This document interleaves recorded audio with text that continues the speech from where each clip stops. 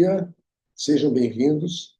Eu sou José Barbosa, sócio do Teleco, e este é o tutorial de indicadores financeiros para empresas de telecom. Vamos compartilhar a tela. O objetivo desse tutorial é apresentar os principais indicadores financeiros que são obtidos através da demonstração de resultados de operadoras de telecomunicações. Nós vamos utilizar aqui apenas a demonstração de resultados, foi está falado, apesar de existirem, e nós vamos esclarecer outros indicadores e outros parte das demonstrações financeiras da empresa. Nós vamos apresentar esses indicadores relacionados aí, a receita líquida, crescimento da receita, margem operacional bruta, lucro líquido, margem líquida, EBITDA, margem operacional líquida, EBIT, CAPEX e receita. Os indicadores financeiros são medidas quantitativas que servem para você avaliar a situação financeira de uma empresa com base nos resultados contábeis e operacionais. Eles são excelentes ferramentas que ajudam o gestor na sua tomada de decisão, ou seja, o dirigente de uma empresa para saber que sempre acompanha seus resultados, e o investidor em busca da melhor relação risco-retorno do seu investimento. No caso de pessoas qualquer que queira entender um pouco melhor a empresa, os indicadores financeiros são fundamentais para que você possa entender um pouco mais a situação financeira de uma empresa. As informações sobre os indicadores financeiros são obtidas através das suas demonstrações financeiras, que são publicadas no caso das sociedades anônimas. Elas são obrigatórias, estabelecidas pela CVM e pela Lei das Sociedades Anônimas. E para as sociedades menores, ou seja, limitadas, pequenas e médias empresas e microempresas, não existe obrigatoriedade de publicar essas demonstrações financeiras. Tá?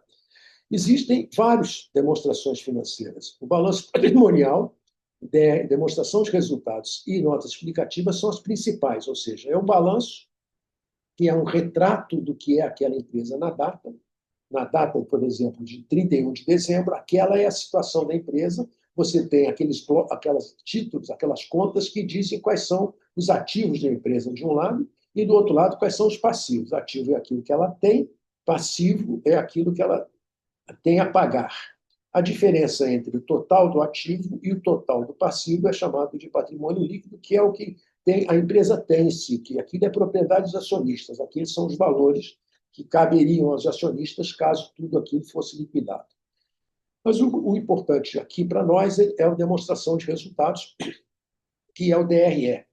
Ele mostra, diferentemente do balanço patrimonial, que é um retrato numa determinada data, a demonstração de resultados é o fluxo que aconteceu durante o ano, do dia 1º, data do ano anterior, se for o caso do ano cronológico. É possível ter variações, mas quase sempre é o ano cronológico, de 1º de janeiro a 31 de dezembro. E você vê, então, o resultado da movimentação financeira durante todo esse período. Isso é o que a demonstração de resultados mostra. Então, se o balanço é um retrato, a demonstração de resultados é um filme. E, além disso, existem as notas explicativas, cada vez mais importantes, porque elas detalham e explicam cada uma das contas que estão no balanço e no DRE, na demonstração de resultados. Elas mostram, as empresas têm obrigação de explicar o que eles colocaram, e nós vamos entender um pouco mais por que isso. Neste tutorial, nós vamos concentrar apenas nos indicadores da DRE, ou seja, da demonstração de resultados. Um aspecto muito importante quando você calcula o indicador é conhecer o que está sendo incluído nos dados utilizados. Apesar de existirem normas contábeis que estabelecem o que deve ser colocado em cada conta, pode sempre existir variação entre empresas, ou mesmo a empresas de um período para o outro fazer alguma variação. Nesse caso, como eu falei, é importante que isso esteja esclarecido nas notas explicativas. Não é só importante, é obrigatório. Aqui nós fizemos uma lista das empresas que no Brasil publicam suas demonstrações financeiras. São as 3 grandes operadoras, a TIM, a Claro e a Vivo. E as operadoras abaixo, que publicam também demonstrações financeiras. Essas daí, Americanet, Algar, Brasil Tecpar, Brisanet, Alaris da Torá, Desktop, Telebrás, Liga, Unifique, Vero e Vetal. As empresas públicas, se elas não são empresas, vamos dizer, de capital aberto, alguma dessas que eu acabei de mencionar são, elas podem publicar seus demonstrativos financeiros por querer, por exemplo, emitir debêntures. E, nesse caso, a CVM vai exigir que eles tenham publicação para poder acompanhar, uma vez que as debêntures vão ser colocadas junto ao público e a empresas, a fundos, nesse caso é preciso que as informações financeiras da empresa sejam conhecidas. Por isso, obriga-se, nesse caso, a publicação de demonstrações financeiras para empresas, mesmo que não sejam de capital aberto. A demonstração de resultado é um documento que informa todas as receitas e as despesas ao longo do ano, tá? Ao longo de um determinado período. Ela elenca a receita inicialmente a receita bruta, deduz depois as deduções de impostos diretos, chegando ao valor mais importante, vamos dizer, que é a receita líquida da empresa, até deduzindo todas as despesas que a empresa teve naquele período, e na última linha ela tem o lucro e o prejuízo da empresa nesse período, sendo que isso daí é o que estará, então, disponível para os acionistas decidirem se vão distribuir dividendos ou reter o dinheiro na empresa. Ele é o principal caminho para saber como que a empresa gere as suas receitas, quanto ela ganha e como é que ela gere com isso e como esse valor se transforma em lucro ou prejuízo. Aqui tem o exemplo do DRE da TIM. DRE, então, nós começamos aqui com a receita bruta total, e aí são deduzidos os impostos e descontos normalizados, que quer explicar o que é normalizado, e chegando-se à receita líquida total. O normalizado é que a empresa faz algumas deduções de despesas chamadas não recorrentes, aquelas que só ocorrem uma vez, não se repetem. Então, a empresa pode deduzir esses valores, por isso chama, e fazer essa normalização, mas tem que esclarecer em detalhe que foi alterado nas notas explicativas.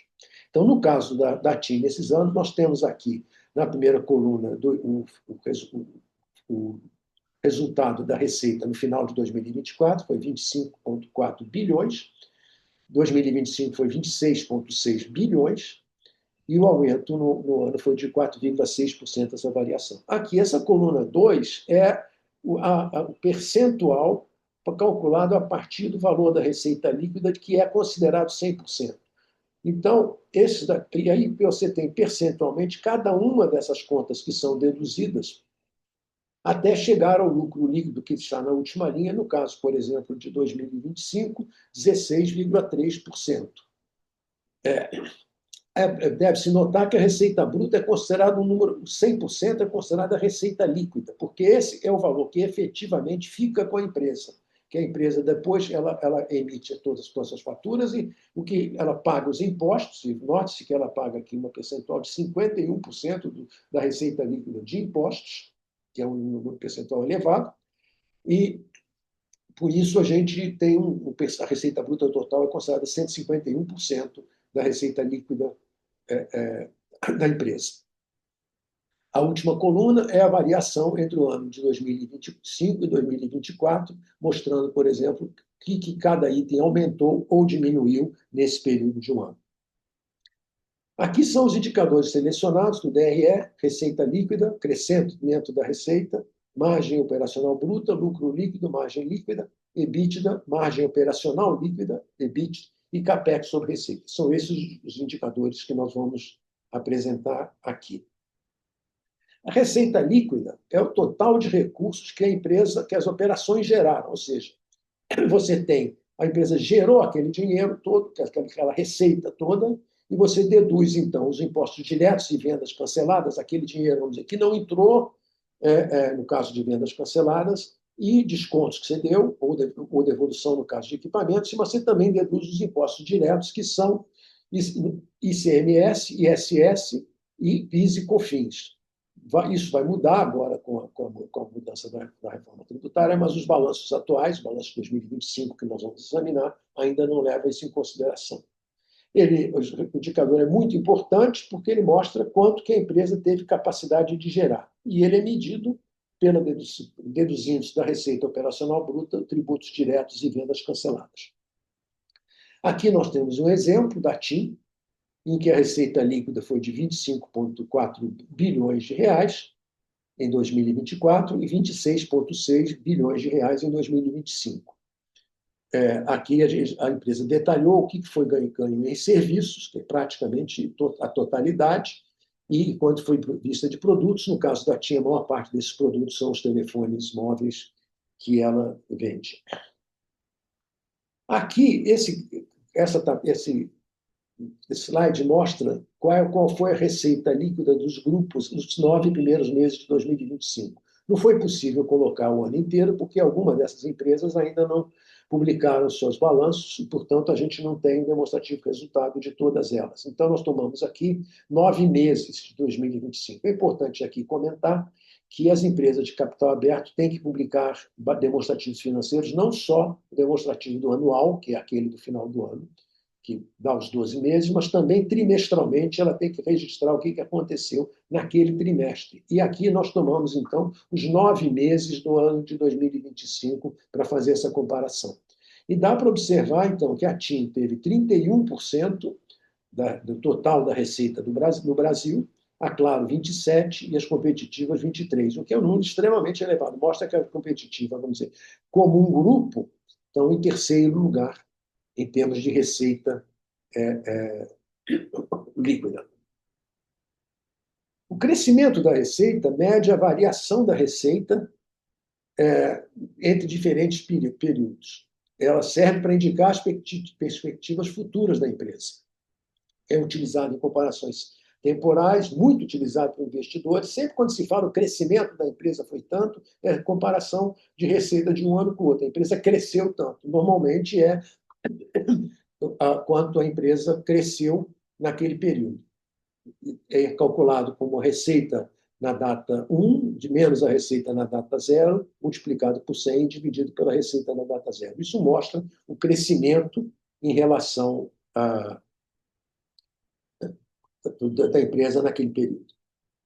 Aqui tem um exemplo da TIM, de novo, em que a receita bruta, dá para ver aqui, quer dizer, a receita cresceu 4,6%, está aqui marcado em vermelho, que foi a variação de um ano para o outro, feito, eu comentei, um pouco mais do que a inflação, que foi 4,3%, e mostra, quer dizer, que ela teve um crescimento, mas não foi um crescimento excepcional, mas foi, pelo menos, superou a inflação.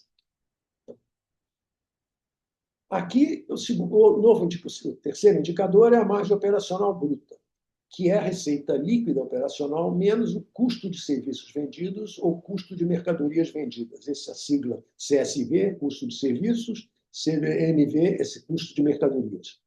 E essa margem bruta mede a diferença entre a receita líquida e retirado esses custos da operação. Quase sempre as empresas publicam esse valor de receita de custo de serviços vendidos ou custo da mercadoria vendida, mas em alguns casos, como nós acabamos de ver no caso da TIM, a TIM não publicou, ela publicou o custo como custo total, incluindo esse custo e mais os custos administrativos e custos gerais da empresa. Mas vamos mostrar aqui o resultado da Vivo, que publica esse custo de serviços vendidos.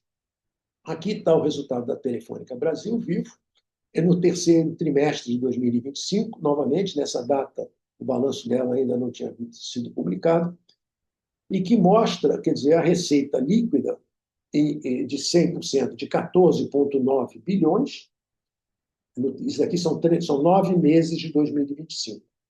Um custo de serviços de 8,1 e um lucro bruto, então, de 6,8 bilhões de reais. A margem bruta foi 45,5% da receita operacional líquida, ou seja, prática um pouco menos da metade desse custo, uma vez que o custo de serviços vendidos foi de 55%. Novamente, esse dado no balanço da TIM não está destacado, mas é muito comum, é mais comum ter essa informação, como no caso da Vivo, do que o caso, a forma com que a TIM publicou o seu balanço. O lucro líquido é o indicador seguinte, é o resultado financeiro final das operações da empresa. Esse indicador, quer dizer, a partir da receita operacional líquida, você deduz o custo dos serviços, que nós falamos, acabamos de ver isso, chega a uma margem bruta.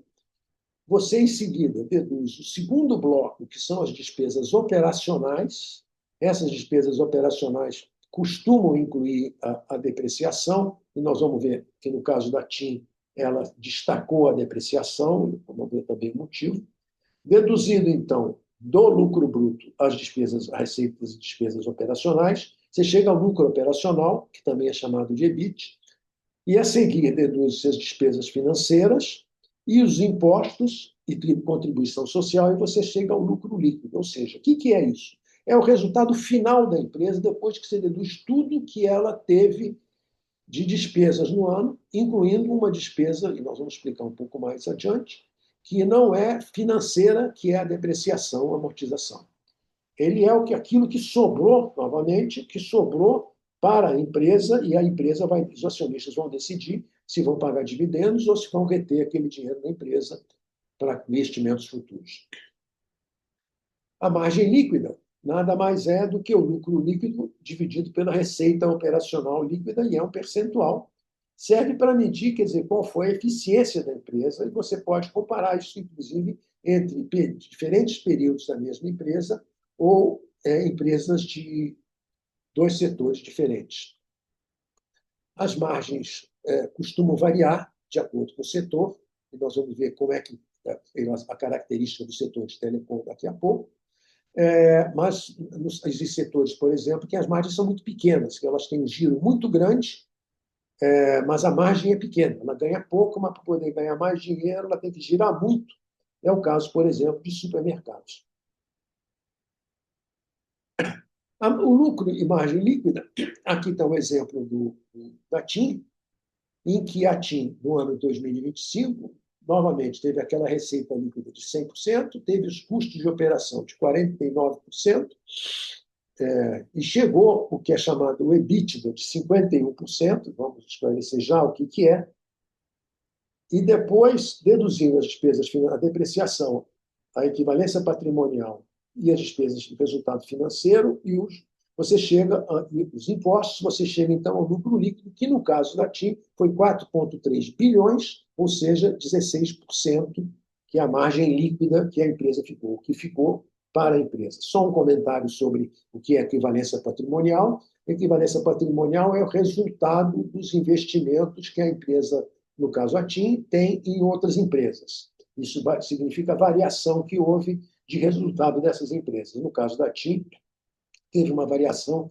de 108 milhões de reais. Aqui, o indicador que é um dos mais utilizados, sem dúvida nenhuma, que é o EBITDA. O EBITDA é o resultado antes de você tendo todo o lucro operacional, mas não inclui, deduzindo o que foi a depreciação e amortização. Desculpe, somando o que foi a depreciação e amortização. E por que isso? Porque a depreciação e a amortização ela não é um recurso financeiro, não há movimentação financeira por causa disso. Então, o EBITDA, simplificadamente, ela serve como uma aproximação do que a empresa teve de geração de caixa, ou seja, aquilo que passou pelo caixa da empresa. Não é bem preciso esse valor, mas é uma boa aproximação e é muito utilizado para isso. Quer dizer, quando você quer saber qual foi, vamos dizer, a geração de caixa da empresa, o número mais próximo que você consegue para chegar ao esse chamado EBITDA. Então, a forma de calcular ele é calculado a partir do lucro operacional, que é o EBIT, que consta do DRE, e você soma a depreciação e a amortização a esse lucro. Ou seja, esse valor, em geral, da depreciação e amortização, ele não consta do demonstrativo financeiro. Ele está nas notas explicativas. Mas, no caso da TIM, ela publicou, e isso facilita o trabalho, porque ela já publica o EBITDA. Normalmente, todas as empresas publicam o EBITDA nas notas explicativas, sempre. Mas na demonstração de resultados, isso não é parte, não é obrigatório.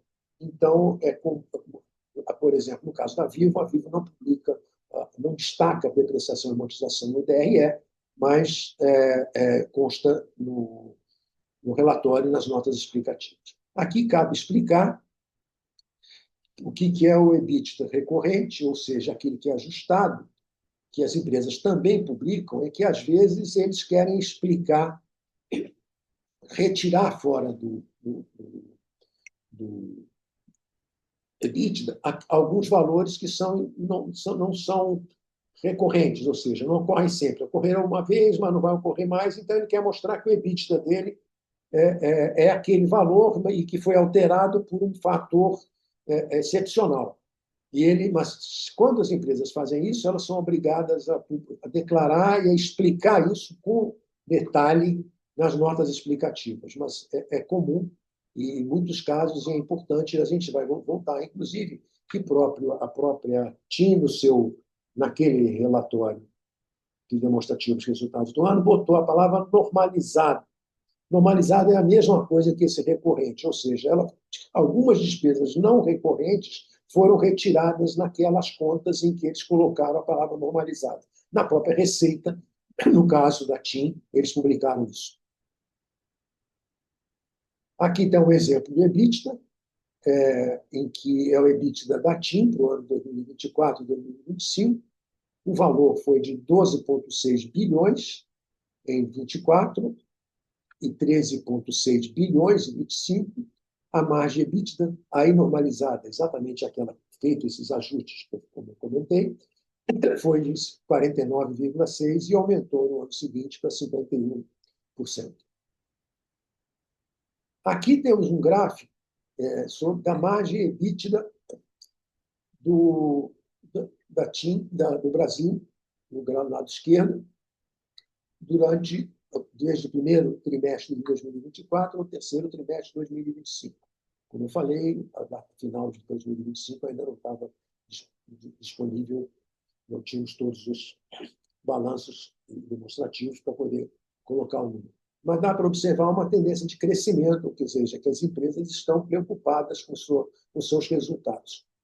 No lado aqui do lado direito, em cima, dá para ver a TIM, o EBITDA da TIM de 51,7%.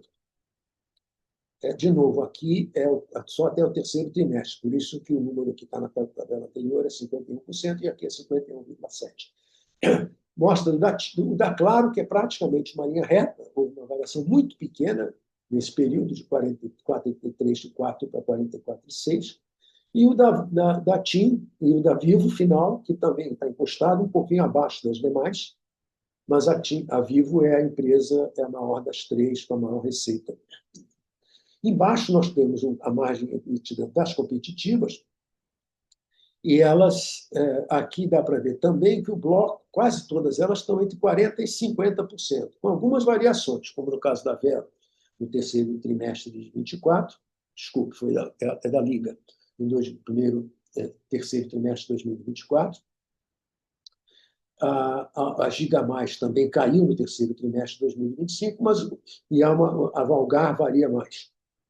Mas dá para ver que o bloco, quase todas elas estão dentro de 40% a 50% de margem EBITDA das empresas chamadas competitivas.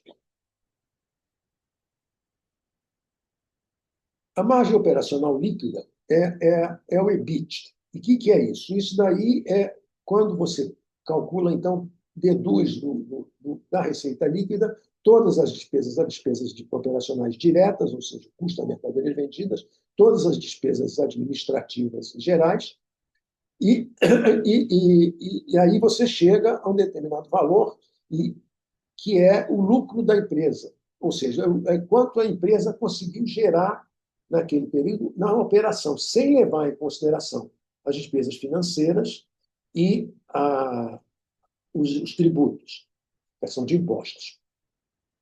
Ele inclui as depreciações e amortizações, diferentemente do EBITDA, ou seja, ele tem um valor que não é não saiu do caixa, mas é importante saber porque, na verdade, apesar da depreciação não sair do caixa, ela ocorreu. Ou seja, os ativos da empresa passaram a valer menos por estarem mais gastos, e particularmente no setor de telecom, que exige um investimento de reposição muito alto. É um dado extremamente importante, porque telecom é sempre necessário você estar atualizando e utilizando as novas tecnologias. Isso é uma característica do setor e, portanto, a depreciação é um dado extremamente importante nesse setor. A margem operacional, então, é o lucro operacional vezes 100, dividido pela receita operacional líquida. Aqui está o exemplo da TIM, novamente, em que é importante aqui notar que a margem EBITDA, que caiu de 51%, na margem EBITDA, ou seja, o lucro operacional dessa empresa, caiu para 24%, que mostra exatamente a importância da depreciação, nesse caso do setor de telecom. Né? Exatamente o que nós acabamos de falar, mas esse resultado também é um valor. E é importante notar que, quando às vezes a empresa não tem uma depreciação muito alta, é sinal que talvez ela não esteja, todos os seus ativos não estejam sendo substituídos na velocidade que deveriam, porque então realmente pode ser até uma coisa que chame a atenção de um analista. A diferença entre o EBITDA e o EBITDA, o EBIT, exatamente está nesse bloco aqui em vermelho do lado esquerdo. O EBITDA, no caso da TIM, de 2025, de 13,5%, que deu uma margem do EBITDA de 51%. A depreciação foi, em parte, quase foi mais da metade desse valor, de 7 bilhões. E aí o EBITDA chegou a 6,3%, ou seja, levou para 24%. A diferença é exatamente essa questão que eu expliquei, que eu acho extremamente importante no setor de telecom, que é a depreciação e amortização. Essa informação, quando não consta no balanço, como consta no caso da TIM, mas já em outros balanços isso não vai ser encontrado, vai ter que ser procurado nas notas explicativas, mas está sempre, consta lá, sempre muito bem explicadas. E aqui vamos mostrar o CAPEX dividido pela receita. O CAPEX é o quanto a empresa investiu. O Capital Expenditures, em inglês, é o seguinte: é quanto a empresa investiu, não inclui compra de frequências, caso no Brasil as empresas tiverem comprado. E ele indica, é muito importante, porque mostra exatamente quanto que a empresa está investindo para o seu investimento futuro. Novamente, no setor de telecom, isso é extremamente relevante, porque as mudanças tecnológicas são permanentes e a necessidade de atualização está sempre presente. Ela não inclui esse valor do CAPEX, novamente, ele é informado só no relatório das nossas explicativas ou no relatório da administração, e lá ele é bastante detalhado, mas, novamente, ele não consta do demonstrativo do DRE, do texto do DRE. Vocês podem olhar que nem o da TIM, nem o da Vivo, nesse caso, apresentou isso. Aparece apenas as notas explicativas. O CAPEX não inclui os despagamentos de leasing, porque, a partir de 2019, entrada em vigor uma norma internacional chamada IFRS 16, os leasings passaram a ser incluídos no ativo e no passivo da empresa, mas eles não fazem parte do CAPEX. Aqui tem o exemplo da TIM de CAPEX, quanto foi o CAPEX em 2024 e 2025, valores praticamente iguais, quanto foi a receita líquida. Então, aqui tem esse índice de CAPEX de 17,9% em 2024 e de 17,1% em 2025. Aqui tem um gráfico mostrando o CAPEX no Brasil. Quanto que em valores absolutos foi investido. Novamente, nós estamos utilizando aqui o período de 9 meses de 2025. A Vivo investiu 6,9 bilhões, a Claro um pouco menos, 6,4, e aí tem a sequência delas. Nos Estados Unidos, por exemplo, no CAPEX, em outros países, né? Não só nos Estados Unidos aqui, quanto foi o investimento da divisão do CAPEX pela receita, no caso foi 15% na AT&T, 15% na Orange e 12% na Telefônica e na América Móvel. Esse outro índice é a relação CAPEX-EBITDA, que também é utilizada, mas a mais comum mesmo é CAPEX sobre receita. Aqui do lado direito, Aqui você tem o CAPEX dividido pela receita de 2020 até o terceiro trimestre de 2025, e que mostra que as empresas de grande porte, que são a TIM, a Claro e a Vivo, têm investido mas elas têm investido menos que as competitivas, o que não é de se esperar, porque as competitivas estão construindo redes e atualizando suas redes, então elas estão gastando mais. Mas no último ano, esse índice caiu, até porque o mercado está ficando mais maduro e muito já ocupado. Então, isso, o Teleco publica isso bastante em várias informações e também em alguns comentários, mostrando que realmente o mercado brasileiro já está atingindo uma fase de maturidade, particularmente na questão de banda larga. Aqui embaixo você tem o CAPEX sobre EBITDA, que é um índice que nós mostramos, mas simplesmente é dividir o CAPEX pelo EBITDA, que novamente mostra que as empresas de grande porte estão investindo menos do que as empresas competitivas. Então, era isso que eu tinha que apresentar. Agradeço a todos. Muito obrigado. Espero que aproveitem.